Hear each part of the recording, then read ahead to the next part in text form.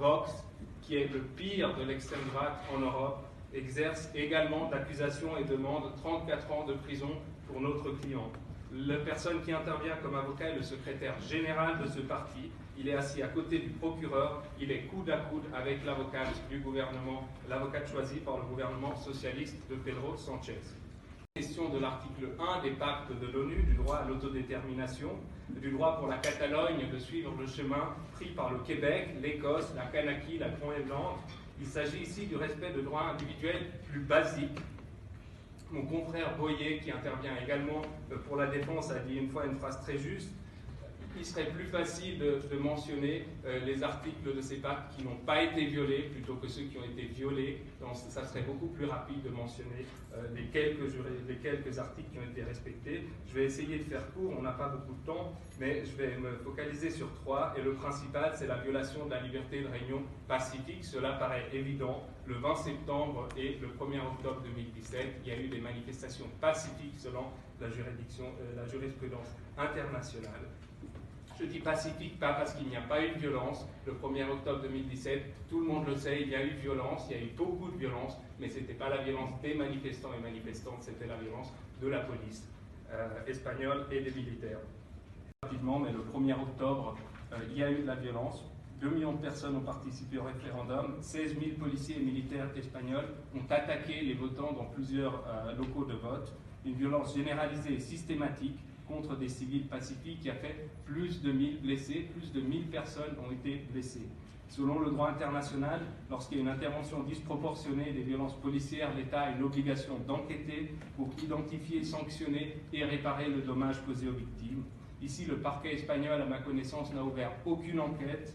Il a systématiquement classé les plaintes qui ont été déposées par les victimes. Il y a quelques procès qui sont effectivement ouverts, mais uniquement suite à des appels des victimes qui ont permis de réouvrir ces procédures, qui doivent arracher par la force presque le droit à pouvoir avoir une enquête. L'État espagnol appliquait son propre droit et respectait le droit international. Lui et les autres accusés devraient être acquittés immédiatement, libérés.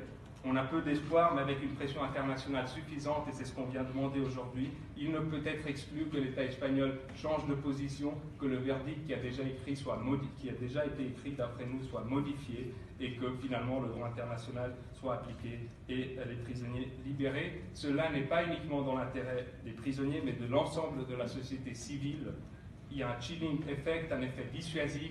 Cette procédure clairement fait peur aux défenseurs des droits fondamentaux, fait peur à la société civile en Catalogne et en Espagne.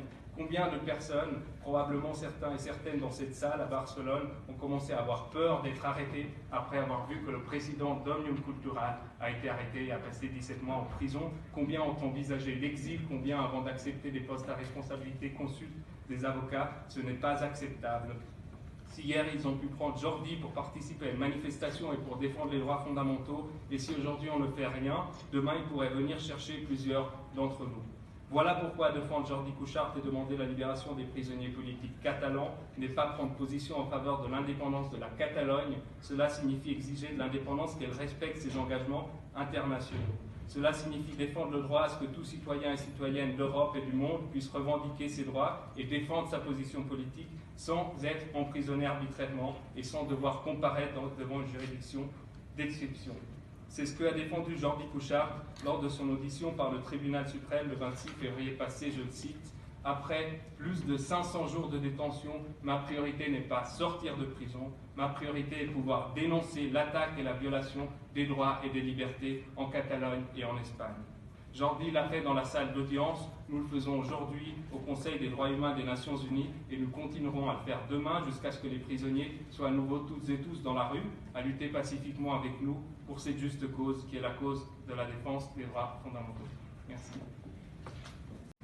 So under Spanish law, this is an automatic consequence of being charged with a crime of rebellion or sedition.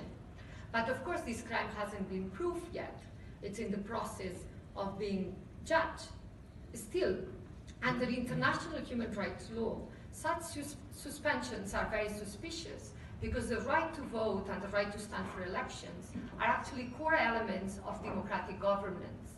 If any state government can suspend those from office, from parliament, those leaders of that they are regarded as political opponents, of course, then this is just a nominal democracy, a fake democracy, if you want, because instead of confronting those dissident politicians in the public sphere, what you do is just accuse them from criminal offenses and suspend them from office. Of course, this is what many countries that are not full democracies, consolidated democracies, keep doing with dissenting politicians, journalists, and so forth. So it would be enough under Spanish legislation to accuse somebody from rebellion, from suspending them from office, and this is what the Spanish state has done. This is Mr. Rajoy's heavy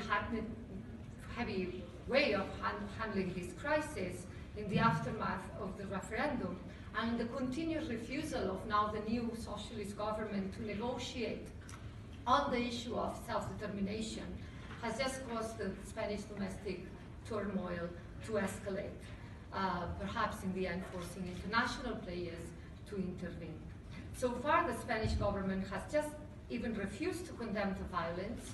In fact, they have praised all the heads of the police that took over the operation, and to engage in political negotiations with Catalan leaders. Of course, there is an appearance of an open dialogue, but however, within this open dialogue, the Spanish state has it clear that it cannot be the issue of self-determination, which is actually the issue that divides the country. So there is an invitation to dialogue, but within the state's constitutional realm, which is actually what causes the social division. D'exercer ce droit fondamental à exister est une négation même des valeurs démocratiques auxquelles prétend être aujourd'hui attachée l'Espagne et en même temps l'Europe.